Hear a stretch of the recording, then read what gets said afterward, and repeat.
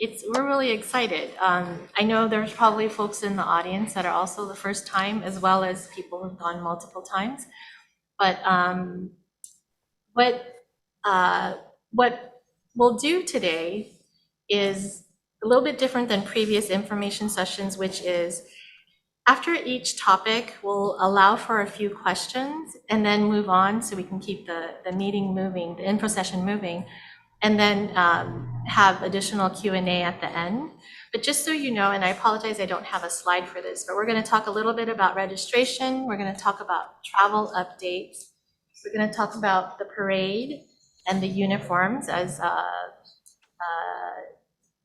President Kamiya mentioned. And then we'll talk about the Taikai schedule and some of the activities. And then saving the best for last, we're going to also share travel tips, which many folks might be interested in. Okay, so first of all, registration. As you may have seen, it was extended. We were putting out through social media that it was going to be closed on Friday the 8th by 8 a.m. But we did receive word on Friday that Taikai registration has been extended. And it's only going to be extended on the English site. So we have a link for that. But also, if you've been keeping up and you have the official Taikai website page, it will be on there as well. But if you haven't registered, there is still time. So I know there were some folks who were like, oh, I don't know if I can go yet. I'm trying to still figure out my schedule. But if it's too late to register for Taikai, then I guess I'm not going. Well, this is the opportunity. If you still want to go, then registration is still possible. The only thing is, obviously they do have a maximum. So even though there's no deadline per se, when they hit their capacity for the venue, then they will close. So if you're thinking about it, or you know other people that were thinking about it and then thought, oh, they didn't make the deadline, please let them know that it's still possible. Okay, and then if you did register prior to last weekend, you probably already got a confirmation email from the Taikai registration site to let you know, right? That it was mentioning about how you need the QR code for your events. So if you didn't receive that email, if you registered, but you think, if you felt you registered, but you didn't get that email, then I would suggest you look for it in your, in maybe your spam or other tabs. And then if not, I would check with your registration again. And if you have questions on that, we can talk about that a little bit later. So, and the other thing, so as you know, the passes, right? Those nice, usually the red badges that people hang on their necks that you see in the photos from past Taikais. When you register, when you register to this site, then you will have access to a pass. What's different this year is that we're going to be picking it up in Okinawa. So previously we were trying to distribute before people left for Okinawa. But this time it's going to be picking up in Okinawa, and maybe we'll see if there's any updates on that. I don't have details at this time, like as of what day, maybe, and where the location to pick up, but we'll ask Kaneshi-san that, give her an opportunity to let us know that a little bit later. So, so that's the registration part. And then the next is about the latest travel information updates. As many of you know, as we were trying to figure out whether we were going to go to Taikai, there were visa issues before. And now there's no visa required. So as of October 10th, I think, so Monday, Japan is taking away the requirement for needing a visa to enter as a tourist or for any reason for short-term stay. So if that was one of the reasons why you might have been hesitant about going, that has been lifted or will be lifted in a couple of days. And so however, so even though no visa is necessary, you are still going to be required to download a MySOS app as President Kamiya had mentioned. And so just really quickly, Joey, if I could have you go to the, I think the LA consulate site. So this is on the, yes, here we go. So this is actually from the Japanese consulate in Los Angeles's website, right? So this is, and it's dated September 8th, so just yesterday. So this was the updated, and it's, you know, just to summarize, right? We don't need a visa anymore. However, you must either possess a valid vaccination certificate or a negative COVID test within 72 hours of departing. So that has not changed. So that before, even though you don't need a visa, you're still going to have to either show proof of vaccination or have a negative test. And so on that, regarding the vaccination proof, you do that. So it says fast tracks on the a little bit lower, yeah. So on that form it says, okay, you should do fast track. So what is fast track?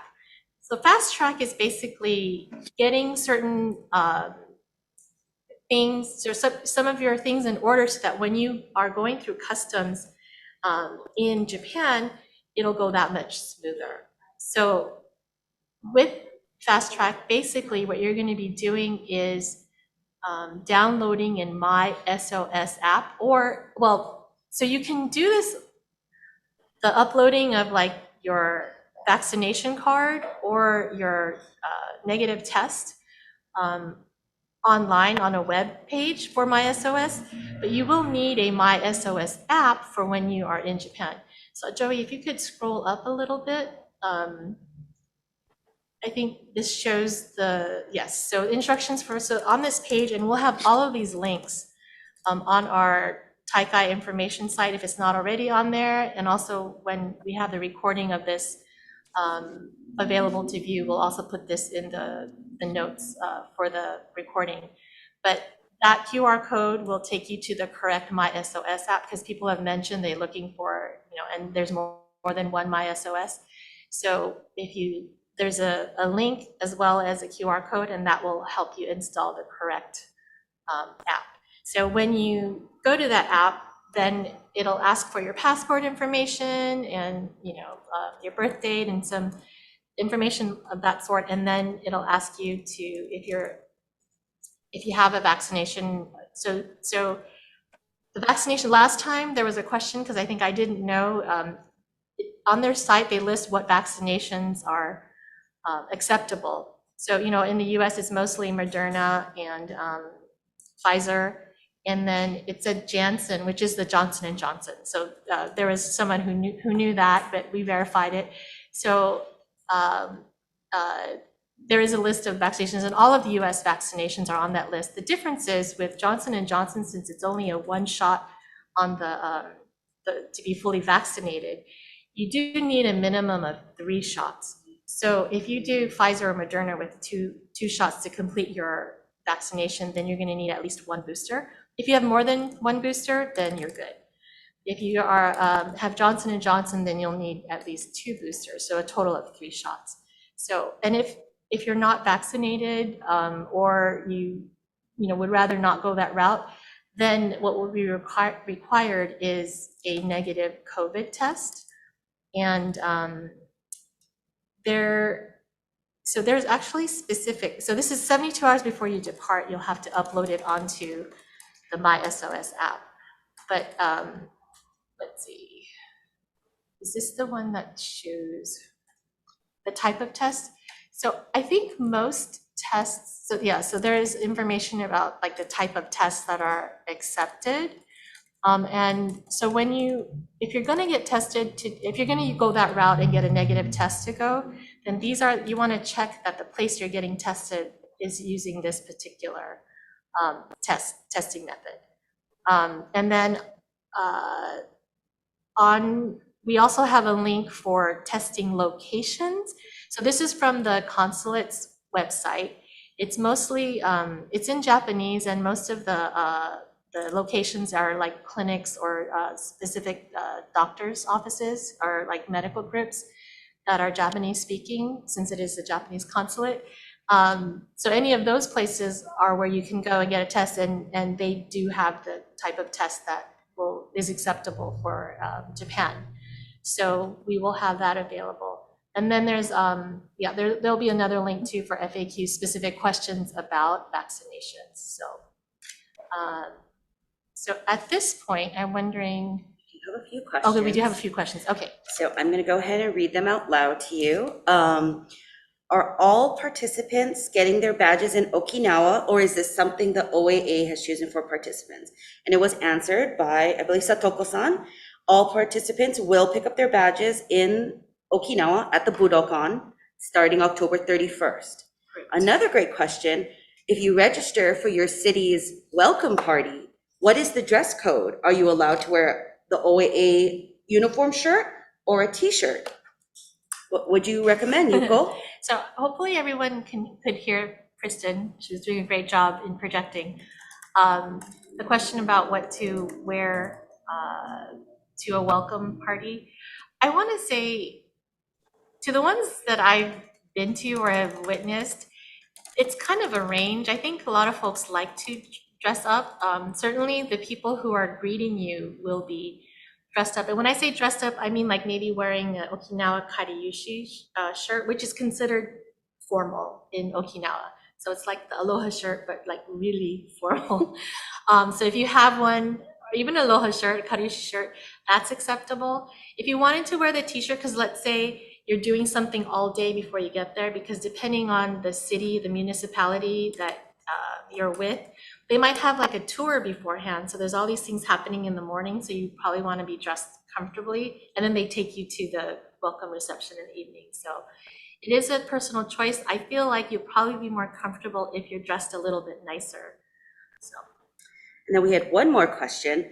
For those who are not attending with a cell phone, specifically a smartphone, can we process and operate in Okinawa using MySOS Web, or must we have a smartphone or cell phone? Yeah, my understanding, and we'll confirm that, is you do need a smartphone, right? It's not like, oh, you completed it online, therefore you won't need it, but we'll have to check with that. Yeah, I have not heard, we will definitely check with that. It's a good question. If you don't, if we find out that, oh yeah, you can do it on web, and then, but it's, I think the whole thing is like proving that you are the person that registered online is the tricky part, which is also why you can't do it for multiple people, right? One phone for one person. So I feel like that might be something that we can't get around. And in which case later we'll talk about, if you don't have one, what can you do? So Vicky, towards the end of the session, we'll talk about if you don't have a smartphone, what can you do? And then just one more request was, will all this information be shared via email, since it's all very important? And the answer was basically, all this information will be available on our Taikai info site. And if you look in the chat feature, we've put in a link to that information site. This is not the official site for the event, but it is the information that we as the OAA have compiled for people who have expressed interest in going. That's all. Great, okay.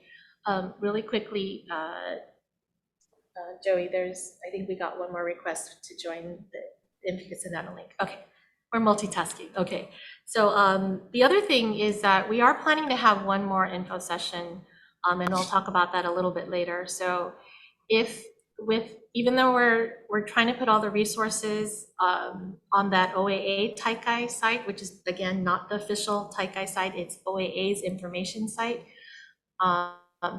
If those don't answer your questions, then there'll be an opportunity for us to hopefully be able to answer additional questions, right, or more in depth.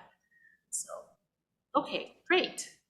The other thing is just for folks who are traveling with the travel agencies, right? I know you're keeping IACE and Uyehara Travel very, very busy.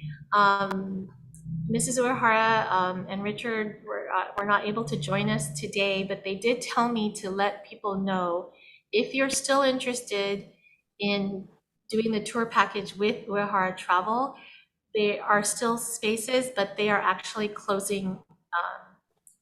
The deadline is to apply by Monday, the 10th.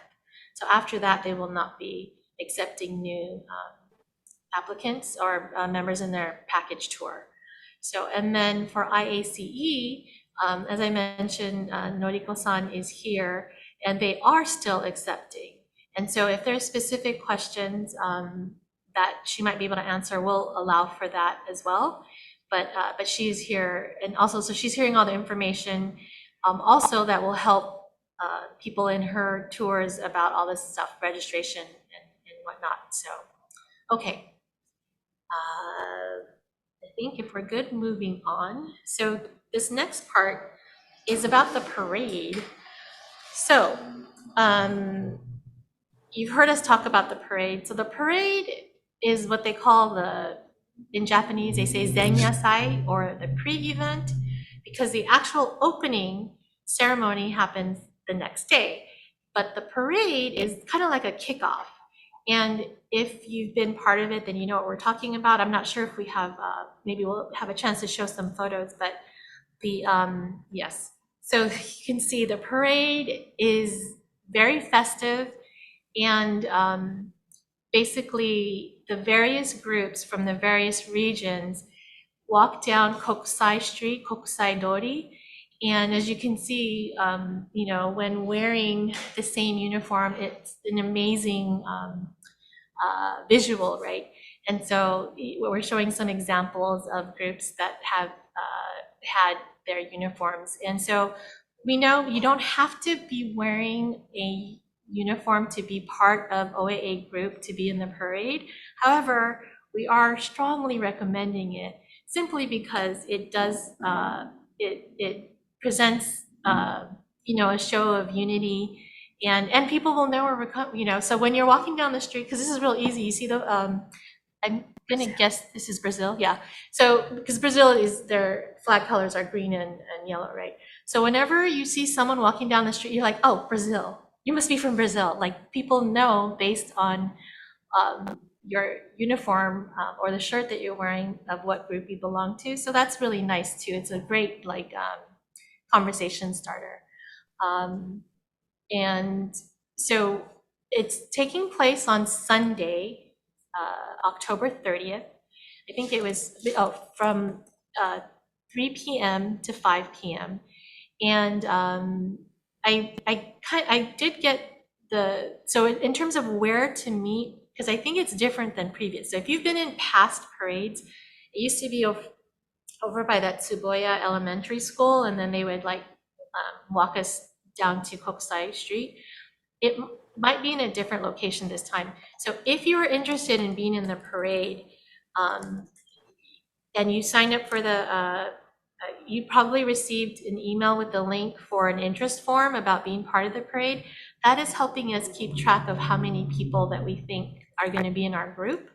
And that way we can, you know, at that time, we're going to ask folks, if you have your uniform, to wear your uniform there. So that way it's easy to find people too. And there we'll probably assemble some flags, kind of like the ones behind me, to walk down and represent our group from Southern California, and friends who are joining us from other parts of the US. So I think it is possible if there's inclement weather, it might be canceled, but for the most part, it is happening on that day. And let's see, so I think the next part, or I don't know if there's any questions at this point. Yes, there were a couple. So one person asked, how far is the walk? And Satoko-san answered, it's about a mile. Another, same person, are wheelchairs and walkers okay? Yes, both are okay. Yes. And we have one more question, is this covers us related to vaccine. For the third vaccine, is a certain booster type required, since there is an original versus older versus newer one that covers the new variant? They're just wondering, does that last one matter? I don't think it does. Okay. Yeah. Great. I don't think it does. And one more other person was asking, how can we find out more information about traveler's insurance for independent travelers? Where should we go for resources for independent travel insurance? I think I'm going to leave that for the end. So if you can Okay. put a, Yeah, we will, for travel insurance, we'll make sure we leave that at the end. So check back. And like we said, all of these questions and information will be on our Taikai website, and that is in the chat. Yeah, because I think travel agencies will be able to answer that, particularly if you are going through a travel agency. But also President Kamiya may be able to address that as well. So I'll leave that for a little bit later. Okay. Oh, we have one more question. Okay. Regarding the SOS app, do they need to register a child 3 years and under? Or is there an age minimum that children need to be registered on? It's 12? It's 12 years Okay. old. So no, your 3-year-old does not need to be registered. It's 12 and up. And when you're registering, it asks you that, doesn't it? It asks you if, that's why I was wondering, I don't remember the age. Thank you for remembering that. It does ask you that, but yes. Yes. So you will not need to do that for a child under 12. Okay, great questions. Thank you, guys. Okay, so the next part. So what I'm going to do now is throw it over to Kristin. And yeah, we have something exciting. We're going to have an interactive portion in this next part. So, okay, go ahead, Kristin, take it away. Hi, everyone. So I'm the voice that you see off screen this time. So here I am back on screen. So our next section is we are going to talk about the Taikai uniform. And so the committee has been hard at work kind of deciding the semifinal stuff, but we would like your input on the front. Now, as you can see what I'm wearing now, and I'll back up just a little bit, what I'm wearing is the Taikai uniform from last year. So as you can see, California Uchinanchu, which is what we are. So this year we have a couple of options for you, and what you're going to see pop up on your screen is a poll. Now, the big question is it going to be California or is it going to be Los Angeles? Now, I know many of you are from California, not necessarily Los Angeles. We here are in the Los Angeles area, so you know we love LA. But I know, we're located. And that's where we're located. But we do know, everyone is very proud of where they're from. So we want to give you that option. So you should be seeing a poll pop up on your screen. The way to get rid of it is you would be choosing which one you want, and we will tell you the results at the end of this whole meeting. So I'm going to, yes, I believe Joey's going to show which ones we have on there for you so you can see what I'm talking about. Now, as you can see, this is the front that we're talking about here. So California and Ryūkyū or Los Angeles and Ryūkyū. So this is what you're going to be voting on today, which one for the front and for the back. And you should see that poll pop up shortly. Now, going on to the next page, we do have the back solidified though. So this is a sports look. So it's kind of reminiscent of a baseball tee or a baseball t-shirt with our logo, our OAA logo, the Taikai number that this is. So the 7th Worldwide Uchinanchu Taikai, and the 22 Bingata design, which was designed by Bay Area artist and OAA member Teak Aldridge. So that's a custom design just for this Taikai. And the subsequent pages that you're going to see next are what the mock-up would look like. This is the detail of the artwork by Bay Area artist and OAA member Teak Aldridge. We are going with black shirts. So I know it's going to be hot, but it will look very nice under all of your overshirts and does not get dirty. By Japan standards, when you wear darker colors when it's hot, you're supposed to feel cooler. So that's just kind of a little bit of background there. But anyways, we're here on a black shirt, and you are deciding if we're going to have California or we're going to have Los Angeles. I apologize if I'm speaking fast. I tend to speak fast, so apologies. And you should see a poll pop up on your screen in a little bit. So the significance of 22, this is 2022. So this is the year that we're going, so that's why we have a 22 on the back. We needed a number. We went back and forth between 7 and 22. 22 gives us more room to play and have more room to put stuff in. So we went with a 22.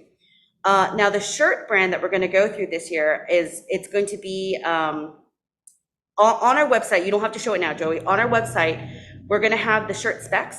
So you'll be able to kind of figure out which size fits best for you. Last year's shirt was a little bit more form-fitted. This year's shirt's a little bit more loose. So you're going to want to look at those specs and check them up against your own measurements to see which t-shirt size will work best for you. Now, if we go down to the next thing we're going to talk about is we're going to talk about some of the prices and accessories. So as you can see with our Taikai uniform, with the purchase of the shirt, and the shirt is blank, as you can see, because we haven't decided on poll based on your poll yet. You're also going to get a American flag face mask and an American flag to wave during the parade. And you're more than welcome to hand that out on the parade route. You're going to see a lot of locals, kids there. You know, it's always fun to give out stuff. So you are the main attraction for the parade. And so everyone is welcoming you home. So it's kind of nice to have things to give out, kind of show where you're from as we walk down this parade route.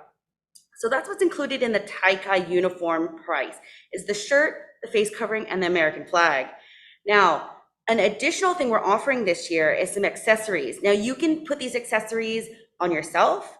You can hand them out as omiyage and or just kind of like accessorize your stuff. So we're looking at a button.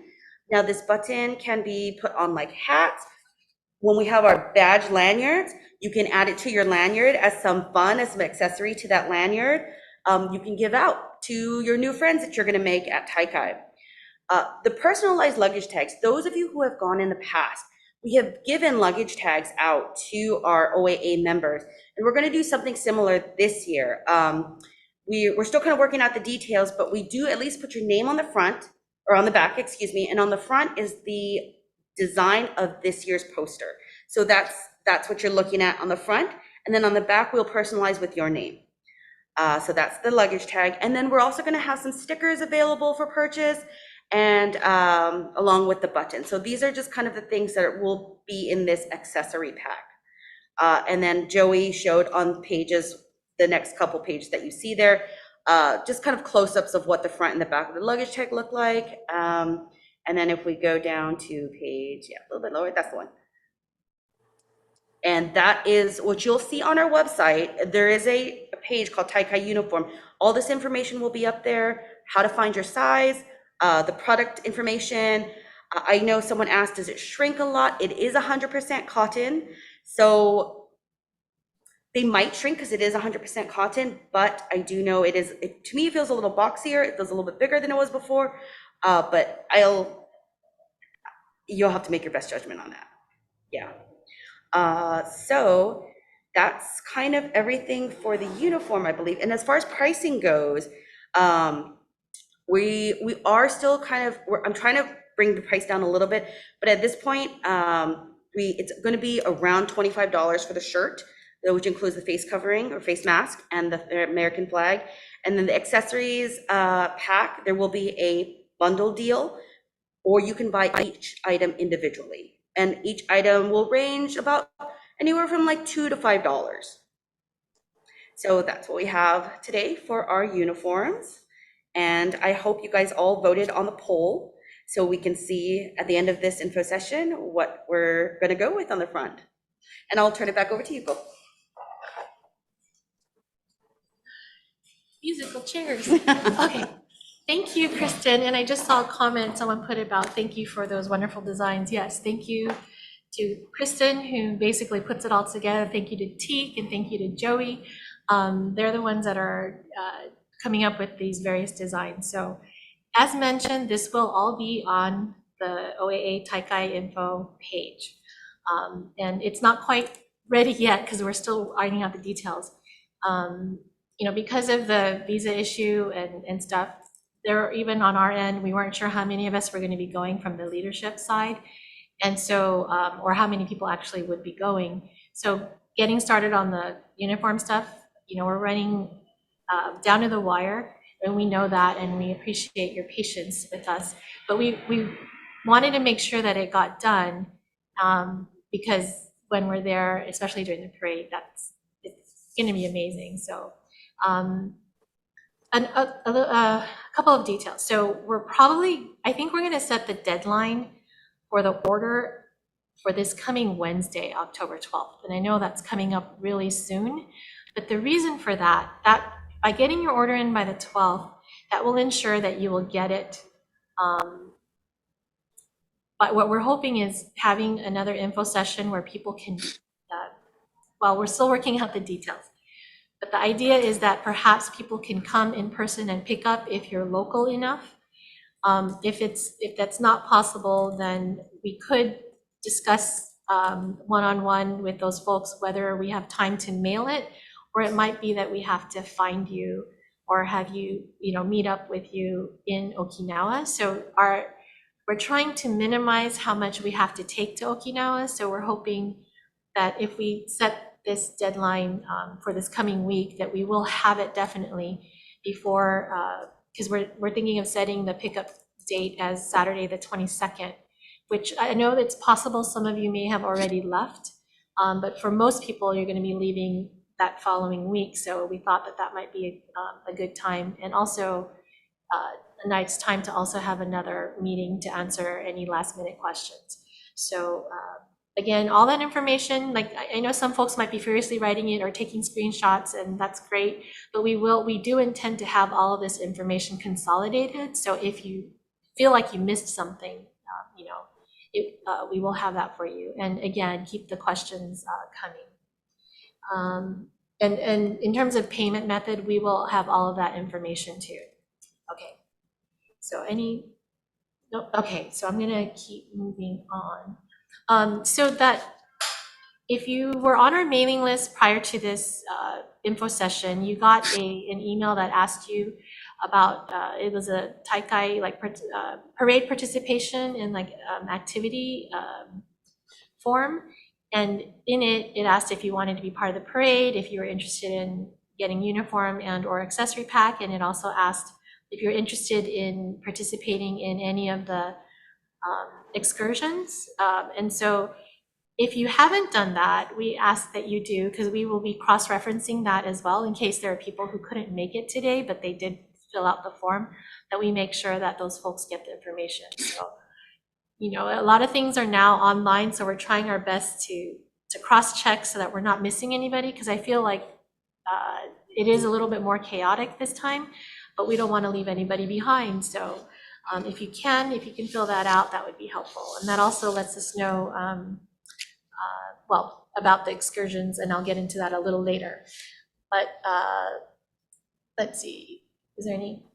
Okay, so the new thing that just got added this morning, because I woke up with an email from Okinawa, is we have information on how people can join the Taikai virtually, right? So I know most of you here are planning to go in person to Okinawa, but if you have friends and family, loved ones, if you, I know there were some people who are on this call that were actually interested in just the virtual because they can't go to Okinawa.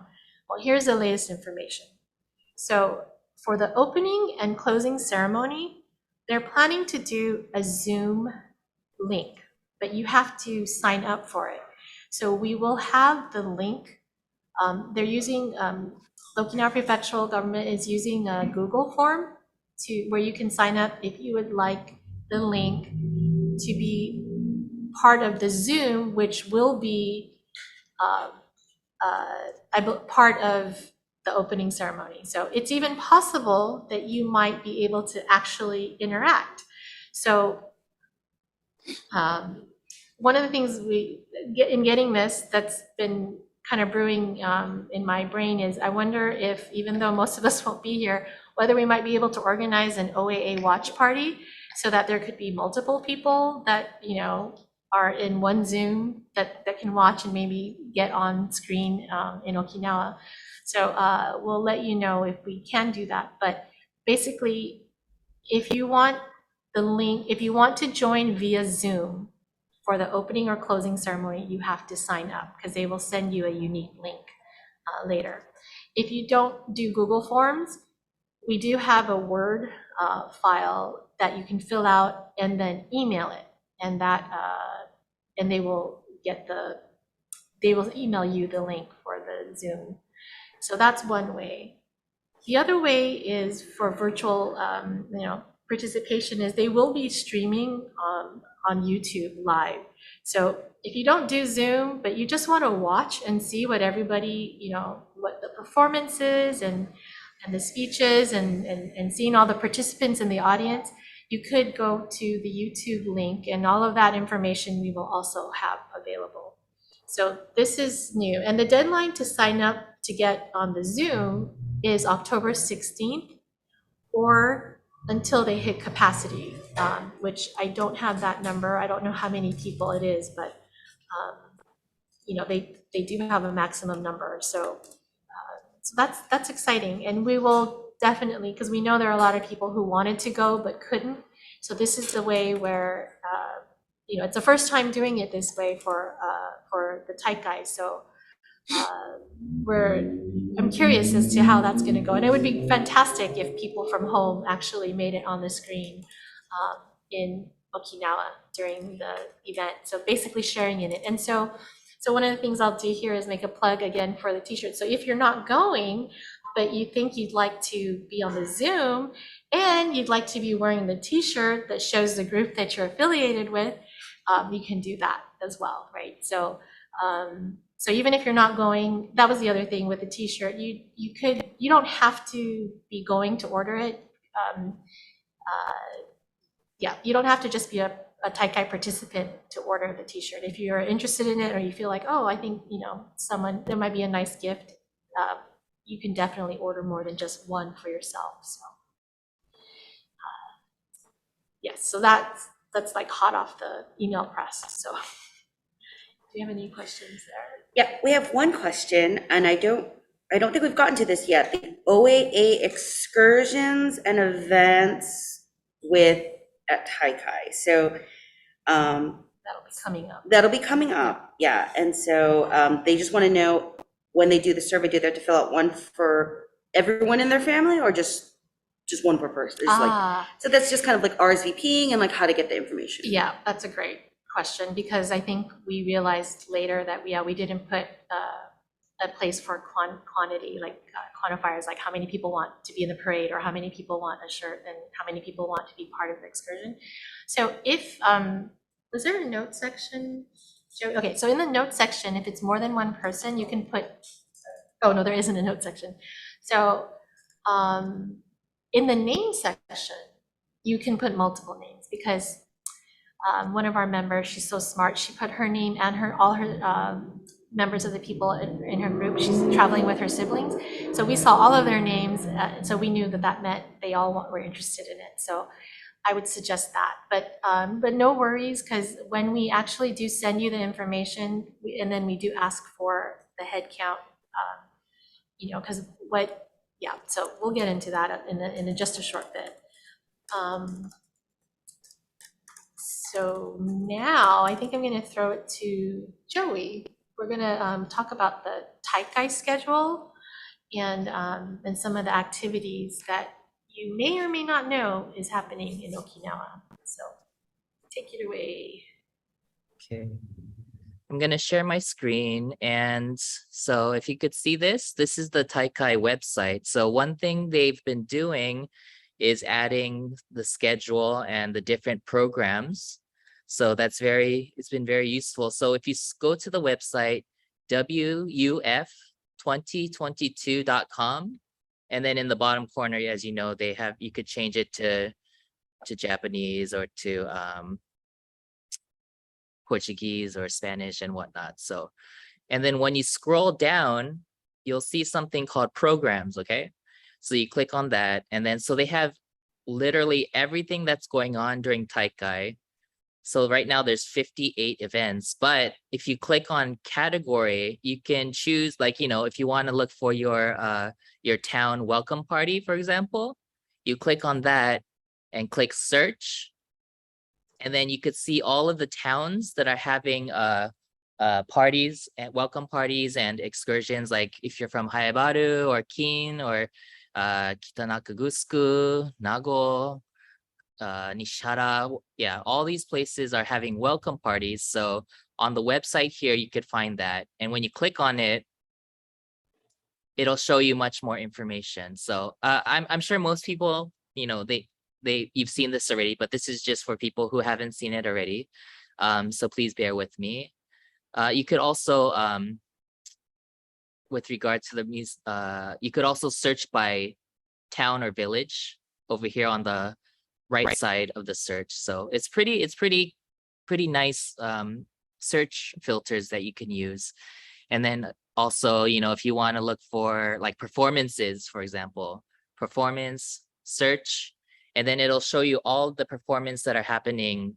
Right now, they don't have too many, but they have things at the National Theater, and then I'm sure they'll have other things as well. Let's see, panel exhibitions. So yeah, at the museum, they have something. And then, yeah, again, this is still, I'm sure that they're updating this still, but again, go to the festival website, scroll down to programs. They also have a PDF schedule, but it's kind of, yeah, so that's that. But the programs link will show you much more in depth and like the broader scope of what's happening at Taikai. And again, it's in English, and also if you click on the bottom right, it's in Japanese as well. So if if you don't have access, or if you have trouble accessing these things, ask if you could ask someone in your family, and then it's all in Japanese as well. So that's the great thing. So ask someone to access it, the website, and then change it to the Japanese, and then it'll be from there. So that's that. Again, wuf2022.com, and then go to programs, has all of that here.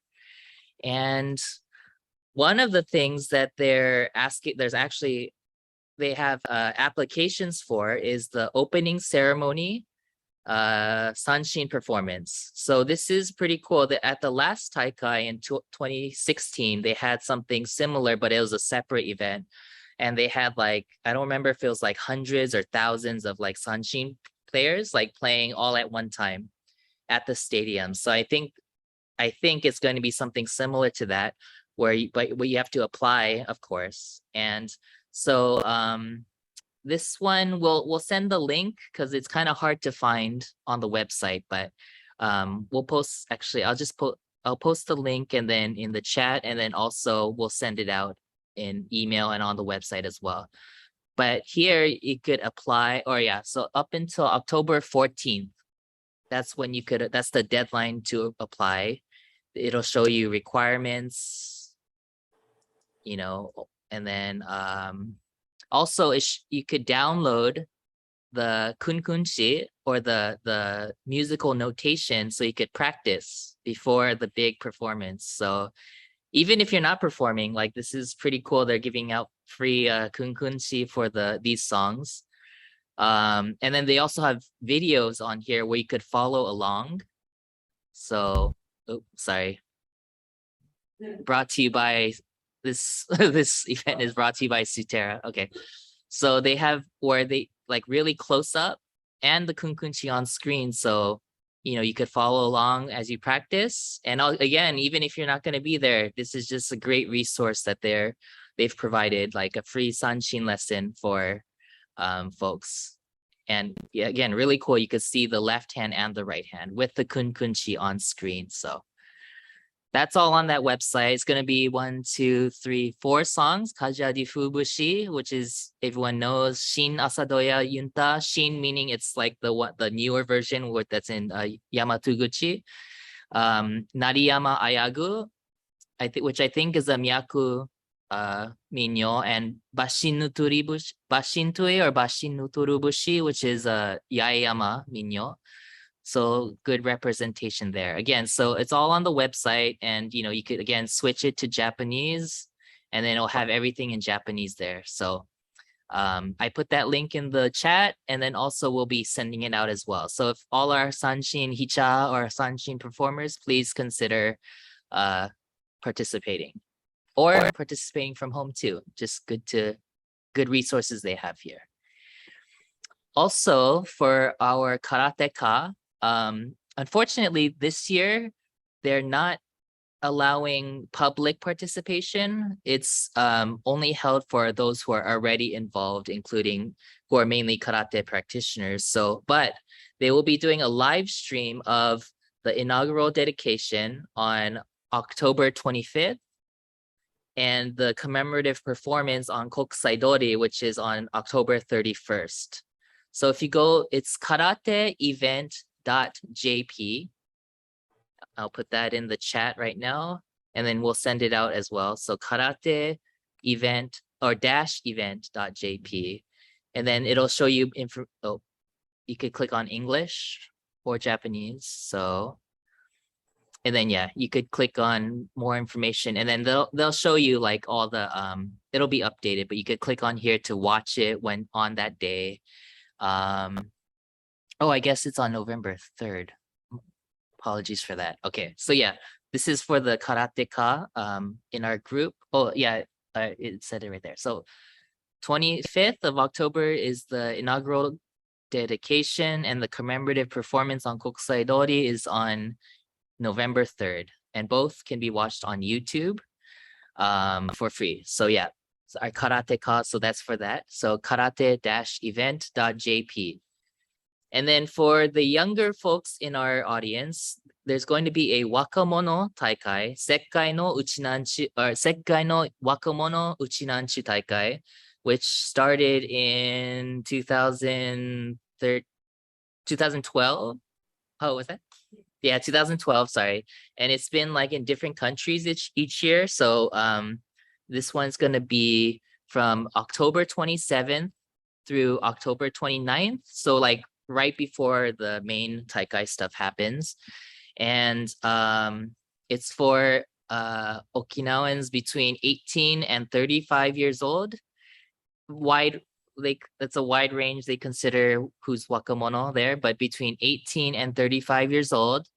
And it's a good way to interact with young, Okinawans in a certain age range, youths or young adults from, in Okinawa and also around the world. And there's going to be online and in-person events. So the deadline is right here, it says September, but it has been extended to, oh yeah, right here. So it's been extended to October 15th, Japan time. So like October 14th here. And then, yeah, there's, I'll send this in the chat. I'll put this in the chat as well. But it's a free event. So when you go to order tickets, you just, indicate which ones you want, and it'll indicate which ones are in person and which ones are virtual. Yeah, so let's see. Yeah, so you could just pick and choose which ones you want, and then, it's all free, but you do have to register by October 15th Japan time or October 14th here. And the event will be in Japanese and English, and they always do their best to, make sure it's accessible and everyone feels included. So this is the Wakamono Taikai for young Okinawans who are both going to Taikai and also participating from home. So I'm going to put that in the chat. This is an Instagram post, but oh shoot, I think I accidentally sent the Spanish one, but or here. I'll send the ticketing website in the chat. Okay. So for, especially, if you have kids who maybe they don't want to go to Okinawa, but like this is a really good chance for them to interact with fellow Okinawans from around the world and also in Okinawa without, and it's specifically geared toward young people. So that's the Wakamono Taikai, or the World Youth Uchinanchu Festival. Okay. And there's also going to be a lot of other just like non-Taikai but happening in Taikai events. So like there's, you may know 𝗥𝗘𝗚𝗏𝗥𝗘𝗏, who's been doing a lot of virtual events throughout the pandemic. So we're so appreciative of that. Every month they've been doing. So they're going to be part of this event about, bones that were sacred bones that were stolen.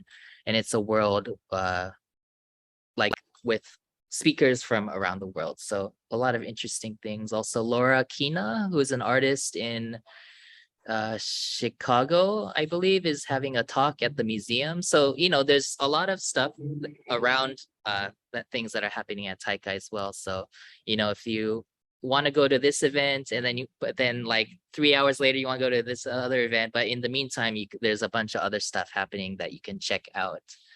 Let's see, I think that's it in terms of events. Again, the main one is going to wuf.com or wuf2022.com, and then going to programs, and then that'll be your main source for finding out what's happening that's specifically related to Taikai. And we'll do our best as well to try to share other things that are happening in the Mawari, in the around Taikai as well. So with that, I think throwing it back to Yuko-san. Thank you. So I think we had a couple of questions. So one question was, what is the process to register for these municipal welcome events? Okay. So when you registered for the Taikai and then you registered for the opening and closing, you'll have to sign back in to that site. And on the left side column, there actually will be one that actually says about municipal, signing up for municipal sites. And when you click on that, you'll get a whole layout and a listing of all the various municipalities. Thank you. I love Joey.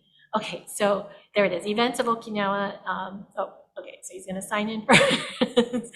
And then you can click on, it's under related events.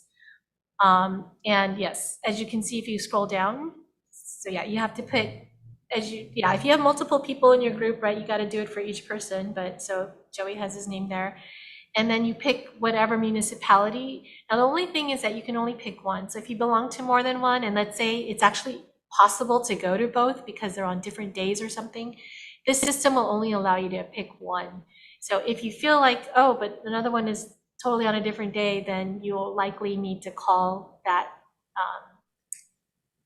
city hall or that village office for that. But in the system, once you register, and we actually get, so if you're under OAA, if you've listed OAA as your association, then we also get an updated list of people who have registered for municipal sites. So if you needed us to check, and you did, and you're with OAA, we can check for you, because I think some people are missing that. So yeah, so I hope that was clear. And if you have problems with that, I know there's a little bit of trickiness. There's, when you first register to go on the Taikai, that's one link. And then when you're registering for the various events, it's a separate link. So if you have any issues, please just contact us and we will try and help solve that for you. Let's see. One thing I wanted to say was, Joey, do you mind putting up the Taikai schedule? The PDF on the site that's hard to read. So, all the events that Joey was talking about, some of them might have an admission, right? It'll have more information on how you can get to that. But specifically, what I wanted to reinforce or reiterate was to get to the opening ceremony and the closing ceremony. You need to register on the Taikai site, right? And then you're going to get a QR code. But so on this schedule, I did want to point this out too, because we were talking about like joining remotely from the US in Okinawa. So in the turquoise, that's Japan time of when those events are, and then what they've done is they've actually given you what the time would be locally, right? So if you're USA West Coast, when the parade is, well, okay, not the parade, but the opening ceremony. I can't remember what time is that, closer to like 5 or 5 o'clock. It will be like, looks like 10 o'clock, 10 p.m. Oh wait, is that right? Yeah, it'll be like 10, no, that's Hawaii. Oh, 1 a.m. Eek! That might be hard to do a watch party, yeah, 1 a.m. But it does have the conversion there, so you can take a look at that. So this doesn't have all of the events that he was mentioning it, but it does have the main events, right? So the parade stuff is in there. So what you need the QR code for through your Taikai registration is on the 21st, right? The opening ceremony, which is from around 5 p.m. to 8 p.m. Some of those other things, like you see the award ceremony, that's by invitation only. But so that's why you didn't see, on the Taikai registration site, like, oh, I want to go to that, but that's just by invitation. So it's the opening ceremony, and then on Thursday the 3rd, the closing ceremony. The same QR code will let you go into both. So you can either show it on your smartphone or you can print it out. So and those are free, right? Registering and going to those are free. Whereas some of the events that Joey pointed out, some might be free, or some might require an admission, and all that information's on there, but it's not on the registration site. That's separate. The only other thing besides opening closing is the municipal, registering for one of the municipal welcome parties. So I hope that answered the question. Was there another one? Nope. Okay, great. So, so yeah, I know we're throwing a lot, and you might be thinking, my head's not even there. I just want to get prepared so I can get on the plane. Maybe I'll think about it on the plane, but we're letting you know where all the information is. So when you're ready to put your itinerary together, it'll be easier, because there's a lot to choose from, right? So the next part that I was gonna go into was the OAA excursions that we had been mentioning, and you may have told us that you're interested in it. So I wanted to just go over it really quickly. I was hoping Tomi-san was online, but I think he had to hop off, and I don't think he'll make it back in time, but it's largely through him that he's helping us put these together. So if you are not part of a tour package, then these are opportunities for you to see some of the cultural and the traditional arts. And what we wanted to do, so we know that a lot of people don't travel with the tour groups, which is why we started doing this last Taikai, and some of you I think may have joined us. But there's a 𝗥𝗘𝗚𝗏 studio in Naha, and then there's Ryūkyū Mura, and then there's a awamori distillery, and based on the number of people, and also, so we have to still figure out the date. So I know that it could change, like if we choose a date in which you're not available, then even though you might have shown interest, we understand you might not be able to go. But we're still trying to figure out the best times. Likely it might be like on November 1st. November 2nd is when the municipal things are, so we were thinking about November 1st, but we're also kind of still figuring out schedules, because there's a couple of things that folks like Tomi-san, there are other things that need to be taken care of while in Okinawa, so we will let you know. But the 𝗥𝗚𝗏 studio is free. It's a museum, and but there is an opportunity possibly to do, like if you wanted to make your own 𝗥𝗏𝗏, so that's the kind of information we'll be sending out. If you're interested in it, then there is a cost for that, but otherwise, you could just browse and shop there, and then you'll get a tour of an explanation of the 𝗥𝗏𝗏, the specific dyeing process that's unique to Okinawa. And then I'm going to skip to the awamori distillery. So that one also is free. And so we would set up a certain time for folks to meet. And so with those, because they're very close to each other, so we're thinking it might be on the same day. Ryūkyū Mura is a little bit further.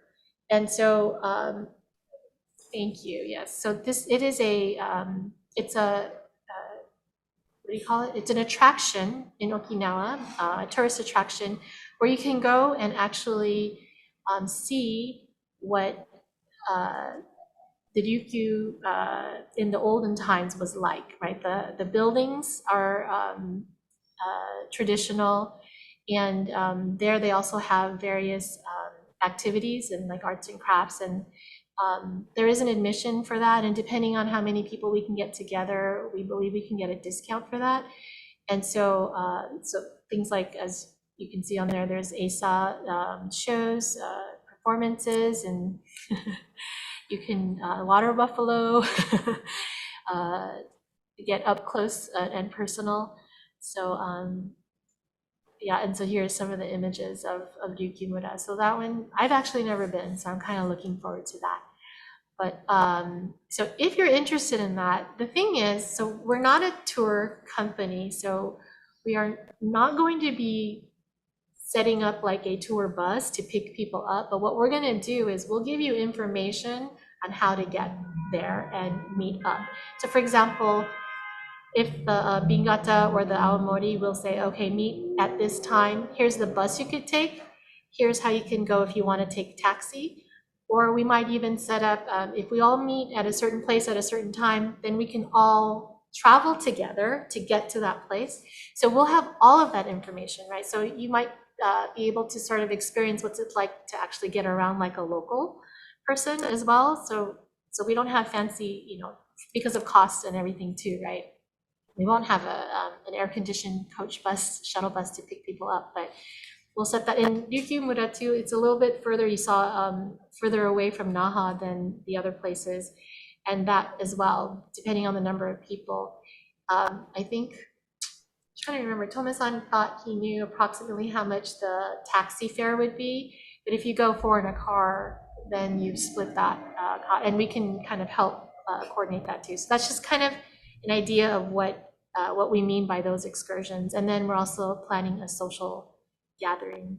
So we'll give you more information about that. And so that one, there will be a cost, but there will be food and drink, and possibly and entertainment. There will be entertainment. So it's it would be fun to go in a group. And so again, if you're not traveling if you are in a tour package, you're also welcome. But I think they have plenty of things in their packages too, and it might clash on the day. But if you're not part of a tour group, then this might be a way to be able to see, more than if you were going on your own, and you can meet other people too. So, are there any questions on those? Well, in true Uchinan's true spirit, someone did offer to carpool if it would help us, since they are planning on possibly renting a car while in Okinawa. Hi, Ethan. We'll let you know. Hisashiburi. Oh, yes. That'd be great. So if there are other folks, yes. So if you're interested in going and you have an offer like that, we can definitely, that would be great. Yeah, we can, we'll let you know. So that's why please fill out that form. And if you didn't get it, we'll send it out again. But that there'll be a form where you can indicate that you're interested in those excursions, and then you will then be on our mailing list as we hone down exact times, and directions on how to get there. We have a little bit of time for that. So the part that we're rushing is the uniform, because we want to have enough time for the printers to get it ready for us to have ready to go on time. So any other? Thank you, Ethan. And Mr. Kuniyoshi, if you're there too, it's wonderful that you guys are going. I'm happy to see you in person. So is there any other questions at this time? No other questions. Okay. All right. I know we're going like at the speed of light, but it is now, checking the clock, it's 2:25. So this next part is actually our last section, and I'm gonna hand it over to Vicky. But this is our travel tips section. So if you feel like, oh, I'm a seasoned traveler, I don't think I need tips, then if you need to go because we've kind of gone longer than we expected, you can do that. Just know that we are planning on doing another info session. So, but otherwise, what Vicky will cover is medicines, omiyage, and phone options. So I'm going to ask her to play musical chairs with me. All right. Hi, everybody. I just wanted to give some tips and tricks for traveling to Okinawa, and to talk a little bit about medicine, about your omiyage, any kind of phone options. I think these are some questions that we've received from several people so far. So, and really, it's not to give a definitive answer on what to do, but You just tell He's us. good. Oh, yeah. So it's not so much about telling you what to do, but asking you to educate yourself, travel responsibly, and to travel smart and be safe while traveling in Okinawa and throughout Japan. Okay, so the first one about medicines, you'd be really surprised about what is prohibited in Japan. I just want everyone to understand that there are certain things that you should not be taking to Japan or to Okinawa. One of them is any kind of marijuana-based medicines that you may use, even if you have a marijuana medical card signed by a doctor. And then, and so, you know, it was all over the news. We had a basketball player that's over there in Russia. She had some, I think, CBD oils in her vape, and so she was arrested. Same thing will happen to you in Japan if you're caught with anything like CBD oils, CBD gummy bears, if you take that on a regular basis, even if you have any kind of signed prescription for a doctor. So please be well aware of that. The other thing is that we have a lot of prescription drugs that are legal here in the United States that are illegal in Japan. One of them is Adderall, which is pretty common for young children or even adults. And so in any kind of mental health medication, you want to check that, as well to antidepressant medication as well. And also any of the over-the-counter drugs that you may buy on a regular basis, such as Dstan or NyQuil, all of that is, certain amounts of that is illegal in Japan as well too. And you will be arrested, you know, if they find anything that's in your luggage there. So please be responsible and check all of this. Again, we will put the link out there in terms of the Japanese consulate information out there in terms of what's legal and not legal. And you can also ask for exceptions, but you need to start the process like now if you're planning to travel at the end of October. And so suggestion is to bring your medications, your personal medications. You can bring up to 1 month's worth of medications with you, and you should be carrying that in your personal luggage, not on, don't check it. It's either carry-on or personal. And talk a little bit about omiyage. For those of you that are new to this or first time traveling to Japan, or you don't come from a very Japanese American background, it's about the gift giving process in Japan. It's more important to understand the process and then the thoughts behind the expressions of gratitude for the gift or the omiyage or souvenir. And it's really, you know, if you're traveling and visiting your family first time, something small is always nice to give somebody that you're meeting for the first time, or people that have gone out of the way to help you out for the trip. Something small to show that you had a good time and really appreciate all the work that they've done for you. So some thoughts on that is that, you know, like foods, drinks, other products from the US, running about $10 to about $50 US are good items to bring. You don't want it to be too cheap or too expensive. Things like dried fruit, nuts, and candy, preferably not chocolate because it's still kind of warm, and cookies or crackers or even alcohol are all nice omiyage or gifts or souvenirs. From a customs perspective, each adult is, without any kind of fees, can bring in at least 3 bottles of California wine or something in the hard liquor like Johnny Walker, which is pretty popular. Or you can, instead of buying it and trying to pack it in your luggage, you can also do the duty-free shop as well too. So this is a reminder to everybody, there's no meats allowed in Japan right now, and they will throw that away in front of you. So you will be very sad if this happens. Several people have told me they've taken beef jerky and just watched the beef jerky dumped in the trash can. I know people that have gone to Europe and tried to bring back Serrano ham and watched this very beautiful piece of ham just dumped in the trash can as well too. And if you're bringing Giuliano sandwiches for lunch on the plane, make sure you eat it before you land in Japan, because there is no Spam, no beef jerky, no salami, or no cheese allowed through customs there in Japan. Plants, fresh fruits, all of that is prohibited in Japan, and especially if you're bringing apples or oranges or peaches to eat on the plane with you, make sure you consume it before you land in Japan as well too. And be aware that if you received a gift that looks pretty, it's counterfeit, but it looks really nice, and you want to re-gift it to somebody in Japan, be aware that if you're caught with that, that will be confiscated and dumped in the trash can as well too. Okay, so the presentation for gifts are important in Japan.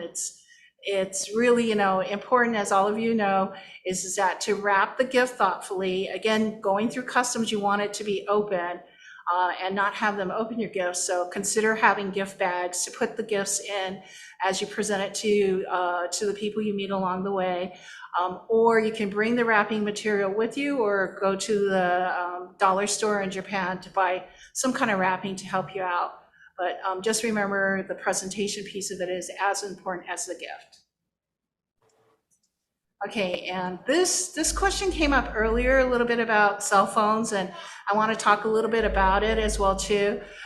Even though the quarantine is over for us, we both, if you're a Japanese citizen or a foreign national, you will need the MySOS application or the fast track application downloaded on a phone.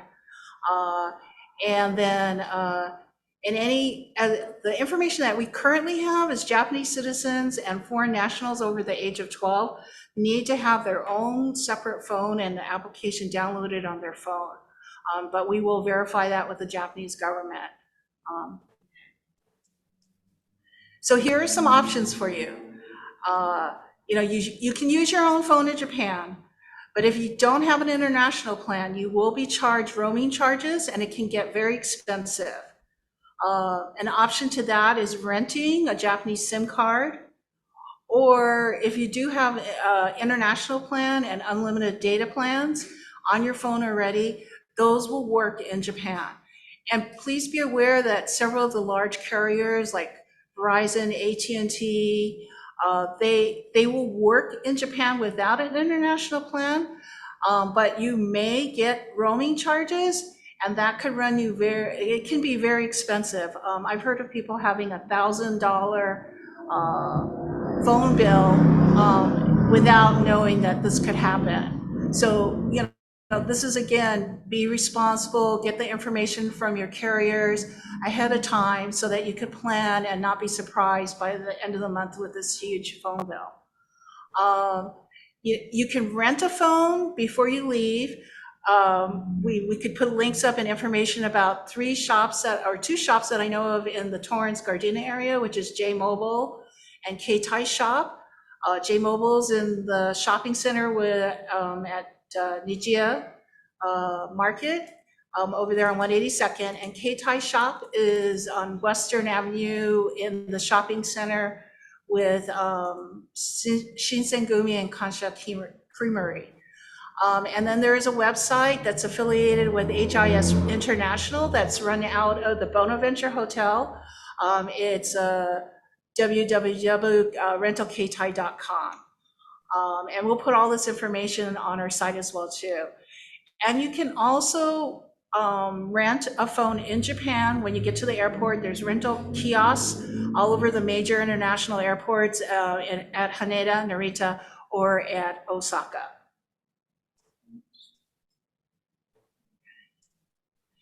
And I know there is questions about, is it a SIM card versus a pocket Wi-Fi?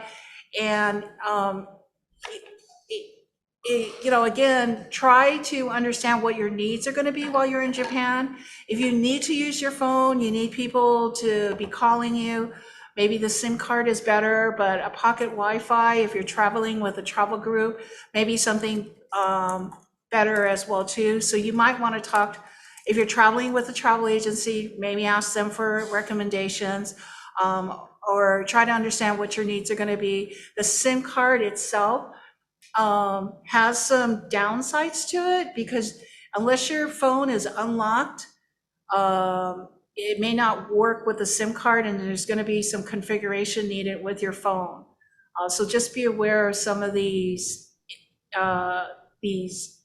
cons, I guess, or negatives for a SIM card. And then you can buy a prepaid SIM card ahead of time, and it might be more convenient than the pocket Wi-Fi, because you would need to turn it on and make sure it's charged. And then with the SIM card, you may not have to worry about all the multiple different devices as well too. So again, make sure you understand what you're going to need while you're in Japan, who you're going to be contacting. If you're going to be having relatives call you back and forth, perhaps a SIM card might be better for you. But if you just want the ability for data to be able to upload pictures of your family and things like that simultaneously as you're traveling, maybe the pocket Wi-Fi is for you as well. And then information on how to understand how to rent phones in Japan. The YouTube channels have a lot of information on there. It's got some really good tips in there as well. JAL ABC is touting or shows a lot of great fees out there, and they have kiosks in the airports as well too. Mobile, MOBAL, has SIM cards that they will deliver to the US. They have world phones, and they have English-speaking customer service. And then Sakura Mobile as well has reasonable fees. And then Japan Rail Pass also has a program where they will deliver SIM cards to you in the US. And some applications that you will need for sure is the MySOS and Fast Track to clear customs in Japan. Line is very popular in Japan to use to communicate as a additional as a tool. So you might want to consider loading that onto your phone. Google Maps works incredibly well in Okinawa as well too. So you might want to consider downloading that or having it on your phone. And Google Translate, for those that do not speak Japanese well or don't read and write Japanese, you can actually put your phone up to like a package of food or menu, and take a picture of it, and it will translate it for you. So you might want to consider those applications on your phone as well too. And I think that's it for me.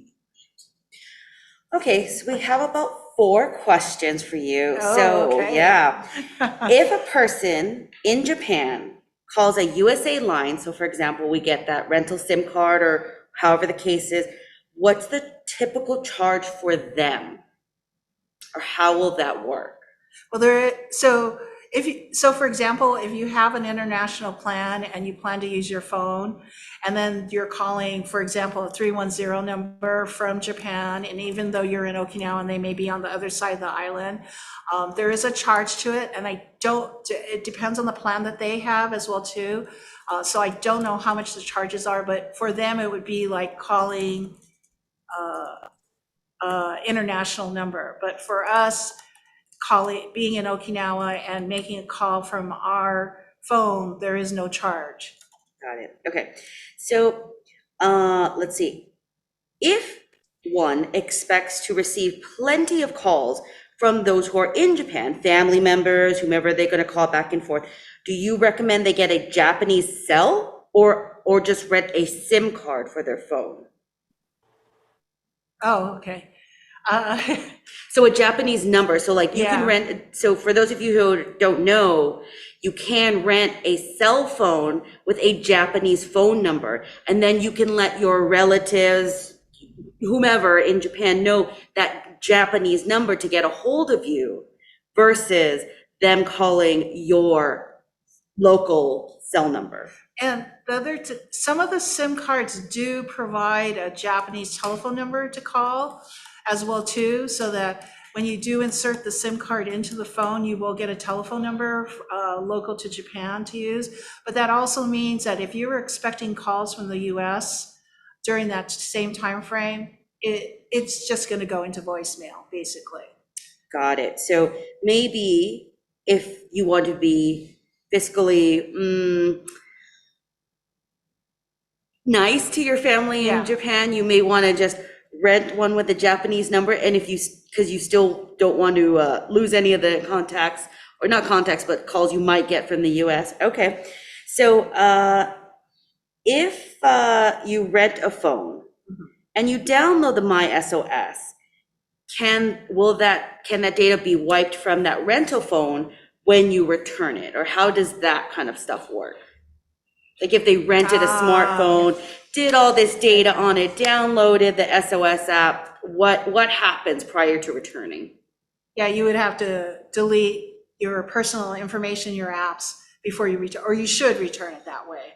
Does the company do that, or is that part of like instructions? I think it might depend on what your rental company is. So I rented from Japan, like not from the US. I didn't take one from here.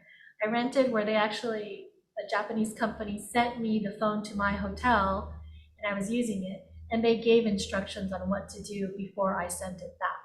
And so I could verify it by myself too, that it was wiped, that I deleted what was personal. Great. So if we are not planning on making or receiving phone calls while in Japan, would a pocket MiFi be enough, especially since we have to deal with this MySOS app? And can we stick with a flip phone, or does it have to be a smartphone? Two-part question, but let's go with the first one first. Regarding the making and receiving phone calls, would a pocket Wi-Fi be enough? I think it would be, to be honest with you. And then also you can use the airport Wi-Fi, For the MySOS while you're there, but yeah, so. Okay, so if we're not planning on making or receiving too many phone calls, a pocket MiFi would probably be enough. Yeah. So definitely all of you people who are planning on just doing your phone, no international plan, but with a pocket MiFi, make sure you turn off that cellular data and that roaming. So make sure you know what you're doing before you go, because if you're in this country and you start receiving and sending and calling, your cellular company will charge you if that's not part of your plan. So recommended, go talk to somebody from your company, your cellular provider, prior to leaving, so you know what your settings should be. Yes.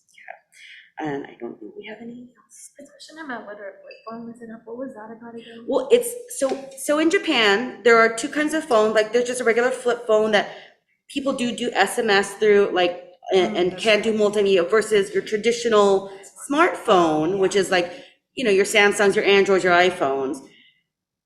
If you were, could you just go with that flip phone, and that way you can. So Yeah. for phone calls, Yeah. but if you need to have that MySOS, you should have one that has Or smartphone. Yes, they said if you have a smartphone and you only need it for the MySOS, you can use the airport Wi-Fi and you're done. Got it. So you will not need to make sure you have MiFi with you as you're traveling around this country. That's the only thing you're going to use. Regarding the phone. MySOS Yeah. app. Okay. Yeah. Okay. Yeah. I think that's all the questions we have. I think that answered pretty much everyone's questions regarding phones. Nothing for omiyage, and yeah, that was about it. Or Okay. medications. We had Okay. one about medication, but we have the link for it. Okay, so phones are a big topic. I think phones might be Okay. a big topic. Okay, thank you, everybody. Okay. Thank you, Vicky, for doing all the research, because I know, the last time I was, anyways, things change, right? So I know with the pocket Wi-Fi too, there are ones with data, and there's different kinds. So whatever you're going to choose, definitely ask a lot of questions. So now That's the flow of what we had planned for today. I know one question that we said we would push back was about the travel insurance. And I think in chat it was I think IACE, Noriko-san said you can actually reach out to her, to IACE specifically about the travel insurance. So I'm sure it would be the same for any travel agency. So that would include Uyehara Travel. Mr. Kamiya, sorry, I have no idea if you're still putting you on the spot. Did you want to say anything to that? I know we mentioned it in our very first info session, but since then. For those who are not part of a group, a tour group, or going through a travel agency, you can get individual individual travel insurance. Two big companies are IMG and Geo Blue. They both have networks in Japan so that you can have access to doctors or clinics or hospitals in Okinawa, and the company will pay the the provider directly, so you don't have to worry about paying them. They're available online. They provide either and or medical insurance and or trip interruptions, so that if there's any delays or interruptions in your travel plans due to COVID or other covered reasons, they will pay for the extra expense that get involved with that too. It's very important to purchase that well before you leave. Nowadays, they do have, most of the companies, those two included, have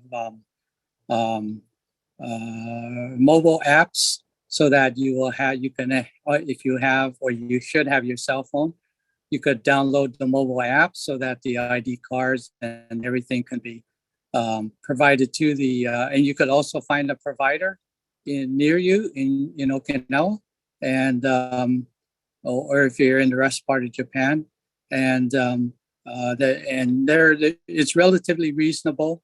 So that's the best way to go.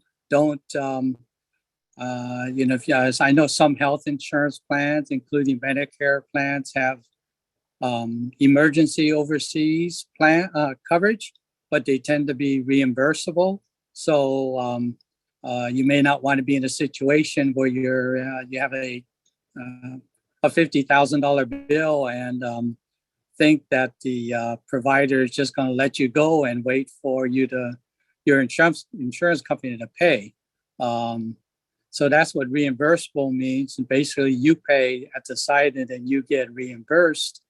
And with the constantly changing exchange rate, that could be difficult too. So I suggest that if you are not going through a travel agency, that you contact your insurance agent who can help you do that.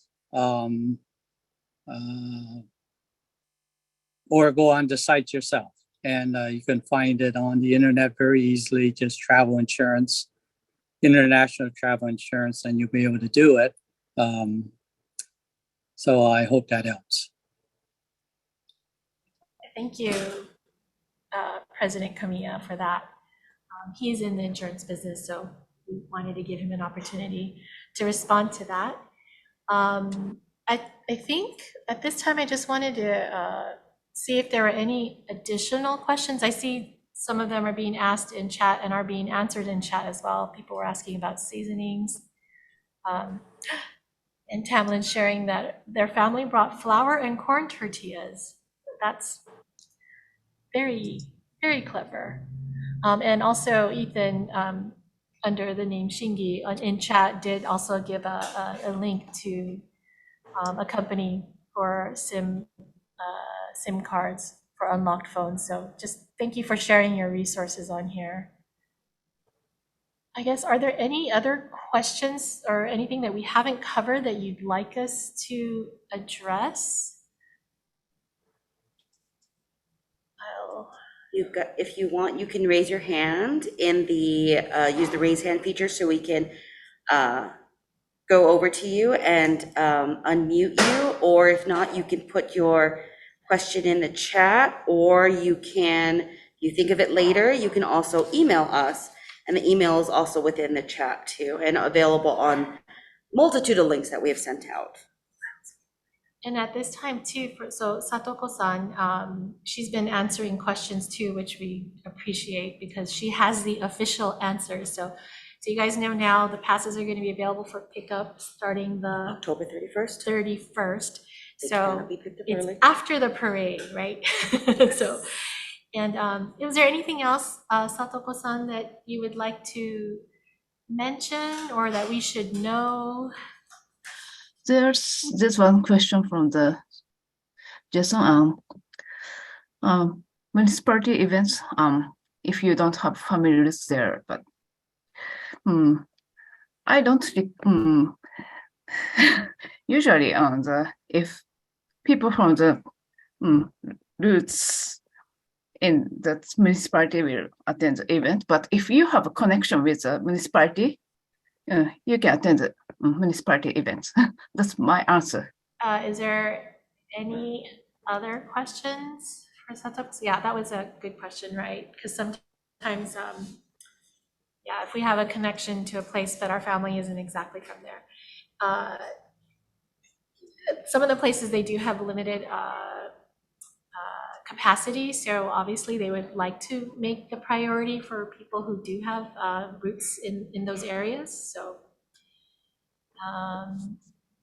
let's see.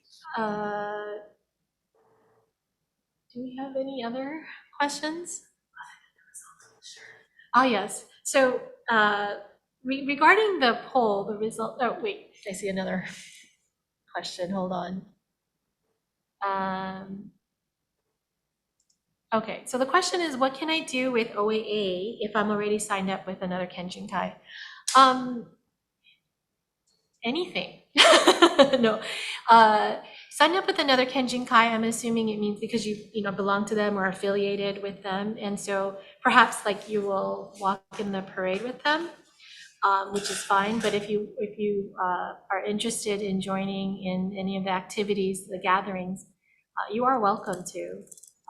Just as we said, fill out the interest form and we'll keep you on our mailing list.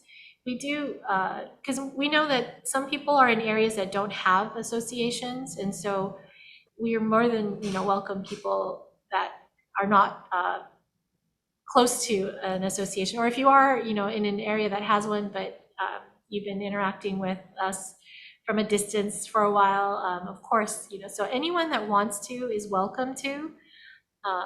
Yeah. And let's see the insurance question back. Kaicho, I don't know if you're able to maybe put in chat. There were 2 travel insurance programs you mentioned. One was IMG and the other? The IMG Travel, and then the other one is Geo Blue Travel. So Geo Blue is part of the Blue Cross Blue Shield network. Okay, thank you. So Geo Blue sounds like Go Blue. Geo Blue. Yeah. No? Well, Geo G-E-O Well, Blue. we'll put that in chat and yeah. So that was the insurance question. Any other questions? Yep. Okay, so I think we're gonna wrap it up. So some folks are curious about the results of the poll, and actually we have a few more folks that are here that haven't had a chance to vote. So we're gonna let them do it and then we'll announce it, but we'll do it, so we'll do it shortly, but not here during the info session. So apologies, I know people are probably wondering. Thank you for participating in the poll. We appreciate that. That helps us. We thought it would be fun to give an option rather than us decide, since if you guys are, especially if you're the ones that are going to be purchasing them. So, Mr. Kuniyoshi, I see Mr. Kuniyoshi. Sorry, I have to say hello because he moved up to the Bay Area and he was a past president of OAA for a number of terms, and so we miss him. So sorry, little personal hello. Okay, let's see. I see anything else in chat? No. Okay, great. So so we'll be uploading this recording as soon as we're done with preparing it. The information will be on the OAA Taikai info site, and again, we'll put that all in emails too, that the video is ready, and hopefully try and put all this information together. And if you have specific questions, please you're welcome to email, because we've been getting the emails and we've been getting the phone calls. I apologize on the phone calls, we're not always in the office, so it takes us a little bit longer, but we are getting them. So yeah, I know it's a time crunch, so we're going to get better at answering those calls quickly, even if it means burning the late night oil. So I think that will be it. If there's oh, of course, yes. So there we go, Kristin. So we're so lucky to have all these people who are tech savvy as well, and artists and just information knowledge and all that. So thank you for joining us. I'm gonna and as I said, we will have another info session, especially if you order a uniform and you want to pick it up. So all that information will be going out. So I'm gonna now, so this officially ends the information session. Yeah, as you prepare, I know there's a lot of work that still needs to be done. So best of luck with all of that. And again, if you have questions, we're here. That's what we're here for. So I see Kaicho doing little kachashi motion. So, all right. Well, thank you so much, you guys. Take care, and we will be in touch. Okay.